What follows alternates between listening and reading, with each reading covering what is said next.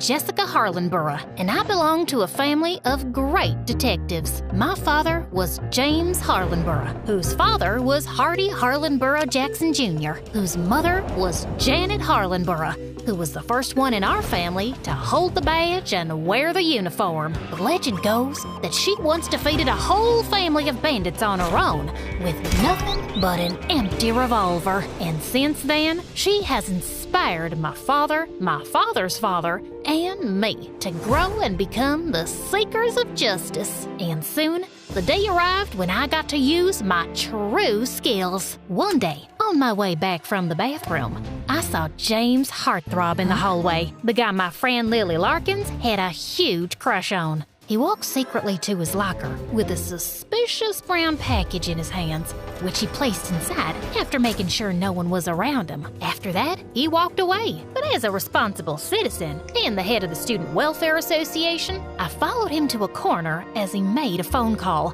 and I heard every word. I secured the package. Good job. We will execute our plan tomorrow at noon. If everything goes well, we'll not only succeed in our goals, but we'll also leave enough money to be comfortable for the rest of our lives. As soon as he ended the call, he looked sideways again. I made sure I was hidden from view.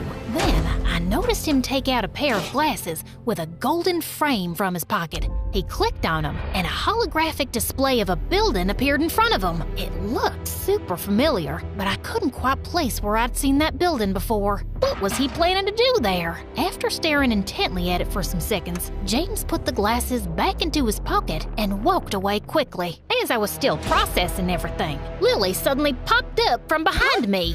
Hey, Jessica, what are you doing? Come on, we need to go. The football match is about to start, and James Heartthrob is leading the team. I can't tell you how excited I am to see him play.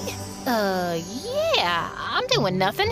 Let's go to the game. While I walked to the field with her, I kept thinking about that package. After a recent security scare, all students' bags were checked at the gate, and it would be difficult to bring in a package wrapped up like that. And who was James talking to? I was sure in my bones that something big and evil was about to go down, and I had to stop it. Halfway through the game, while Lily was busy cheering for James Heartthrob, I snuck out of there and made my way to James's locker. Having noticed the password earlier, I unlocked it, and the package was there. But to my disappointment, it was empty. But the brown paper wrapping outside had information about where it had come from. Taking out the pen from my pocket, I noticed the address and the name of the sender. Just then, I heard some footsteps approaching, and I ran across the corridor and hid behind one of the classroom doors. It was James Heartthrob again. He took his phone out of his backpack and went back to the same corner as before. Hey, listen,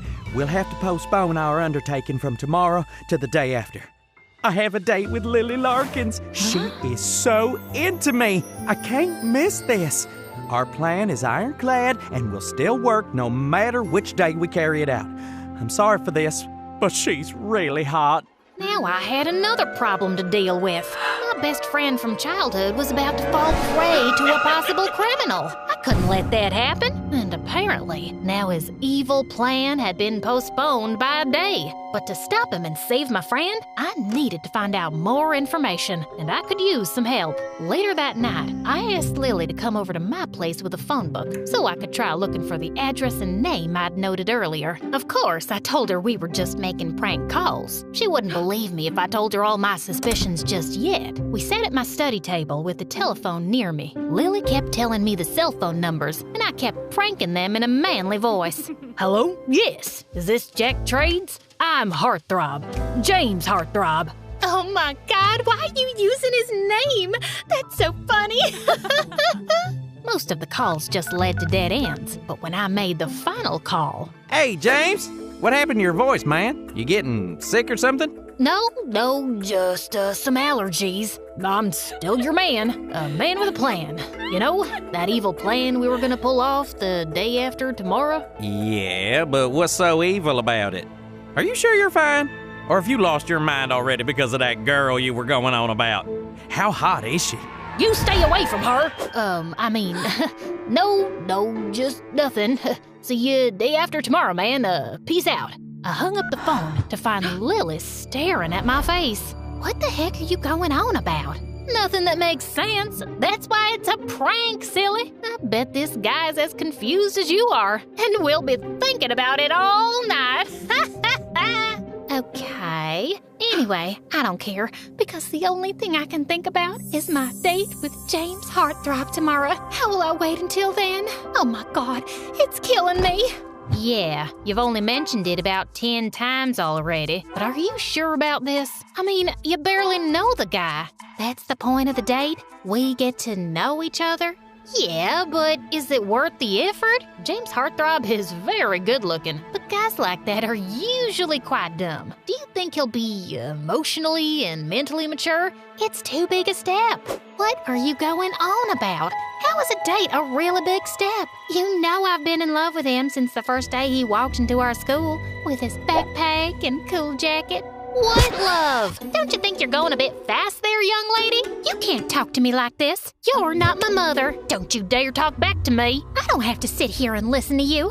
I'm going home. Fine, go away. And then she picked up her phone book and stormed out of there, slamming the door shut. Ugh, teenagers. I probably wasn't going to learn much about his evil plan by crashing their date, but I just didn't feel comfortable leaving him alone with Lily. So the next evening, I went to the restaurant where they were supposed to meet and entered through the back exit into the kitchen. I found a storage room with extra uniforms and quickly changed into a waitress's outfit. Then, I discreetly walked out into the restaurant area, scanning the room like a hawk till I spotted my targets. I was skilled at disguises. I was sure they wouldn't recognize me. I was walking over to them when suddenly some customers at a table stopped me. Hey miss, we've been waiting for someone to take our order for a while. Sure. I'll just send someone right away. Why can't you take it? You're not doing anything. I gritted my teeth, forced a smile, and whipped out my pad and pencil. Can you tell us today's specials? Look, I have short-term memory loss. I can't remember any of this stuff. Just, select something from the menu. How are you even a waitress? Fine. How about this side salad? Is it good? It's amazing. Great choice. What's it served on the side of? I guess on the side of your plate. Are we done here? My family hasn't even ordered yet. Get us another waitress. You're useless. I told you that 5 minutes ago. I walked off and went back to my mission, annoyed that I'd lost precious time. As I got close to Lily and that heartthrob, I pretended to be working when I felt someone tug at my skirt. It was the annoying customer's kid. You didn't take my order? Not now, kid. Go away. I'm hungry, you witch. I want a piece of chocolate cake. Just buzz off, will ya? I pulled my skirt away from him, and he suddenly dropped onto the floor and started bawling loudly. She pushed me. She pushed me so hard. Oh my God, you little liar. Jessica? The entire restaurant was suddenly staring at me, and I got thrown out within seconds by the management. Lily and James followed me outside. What the heck just happened back there? Why are you dressed as a waitress? Because I work here, or I did before I got fired. Since when do you work here, and why? Since today. It was my first day, and my last day. And why? 'Cause I have bills to pay. I'm sorry to hear that. Here, take this tip. Hope it helps a bit. And then he handed me $100, just like that. I hadn't even waited on him. I guess he had plenty of money from all his evil ventures. And now that I was face to face with him, maybe I could make him give away something about his plans. Wow, that's very generous. Thank you. You must be rich. And I guess you'll be very rich soon if your trades go well, eh? You know what I mean, huh? I really don't. Oh, come on. Are you really saying you're a jack of all trades and a master of none? What does that even mean? Wait a sec. Are you talking about Jack Trades? Do you know him? Are you a friend or a girlfriend? No, I don't know any Jack Trades. I just remembered. I have a movie to catch in 15 minutes. I'll see you tomorrow, Lily. And with that, I ran off. Wow, this guy was cunning. Instead of giving anything away, he'd started questioning me instead. As I was walking down the street, I passed by a building and then suddenly stopped in my tracks. I slowly walked back to face the building from the front And then it hit me. Texas State Bank. That was the building that had been in the hologram. And then it all clicked into place. James Heartthrob was planning to rob Texas State Bank with Jack Trades as an accomplice. Of course that would make them super rich. But I was gonna get him. Oh, I was gonna get him good. The next day, I was at the bank 5 minutes before noon, but I walked in to find James and Jack already there at the bank manager's desk. They seemed to be having some intense conversation. What if those two were holding the manager hostage at gunpoint? Or he could even be an accomplice. Just then, James Heartthrob got up from his seat and reached into his pocket. And I couldn't wait anymore. I rushed towards them and threw myself at James, tackling him to the ground. Ow! What do you think you're... Shut up, James! Just then, I spotted another accomplice carrying a gun, and I tackled him too. His gun went skidding across the floor as I sat on him and tied his hands behind his back while the receptionist called the police. I thought James and Jack would try to make a run for it, but they were just standing there looking shocked. So, James Heartthrob and Jack Trades, I believe you can now tell us all your evil plan. What evil plan? Your plan to rob the bank? What else? You got the package from this Jack Trades, giving you the holographic projection of this bank, giving you all the escape points. You two were banking on getting very rich, weren't you? Banking. I made a clever pun. Anyway, were you holding the manager hostage, or is he in on it too? What? Jessica, you've got it all wrong. That device is our creation, and we were going to ask this bank official to give us a loan to fund it.